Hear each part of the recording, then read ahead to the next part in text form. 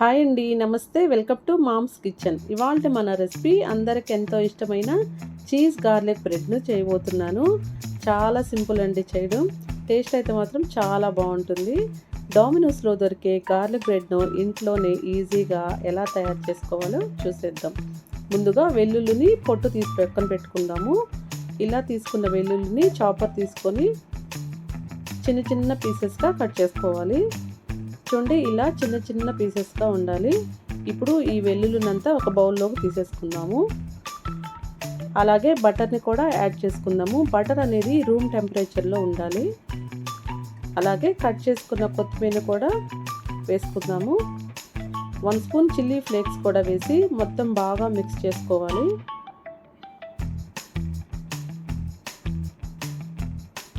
Garlic cheese మొత్తం mix అయ్యే విధంగా బాగా మిక్స్ చేసుకొని పక్కన పెట్టుకుందాము.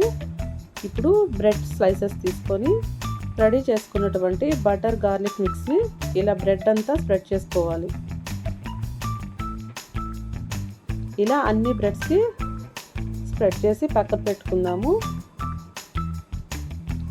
ఇప్పుడు ఒక బ్రెడ్ మీద చీజ్ స్లైస్ పెట్టుకొని దాని మీద ఇంకో బ్రెడ్ పెట్టి ఇలా గట్టిగా ప్రెస్ చేసి ఇంకో వైపు కూడా బటర్ని స్ప్రెడ్ చేసుకోవాలి.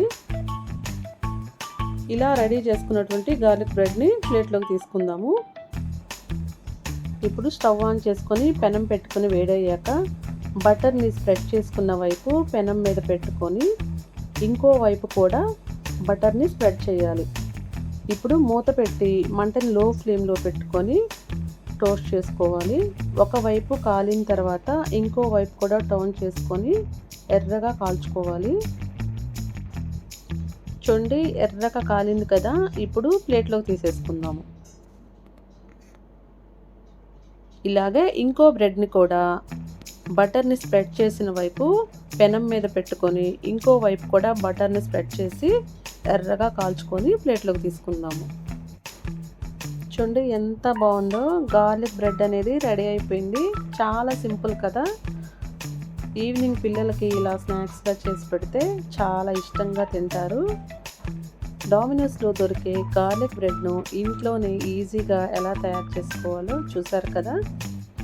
కేవలం 10 నిమిషాల్లోనే ఈజీగా రెడీ చేసుకోవచ్చు. అంత సింపుల్ అన్నమాట. మీరు కూడా ట్రై చేసి ఎలా ఉందో ఒక చిన్న కమెంట్ చేయండి. అలాగే సబ్స్క్రైబ్ చేయడం మాత్రం మర్చిపోకండి. Thank you.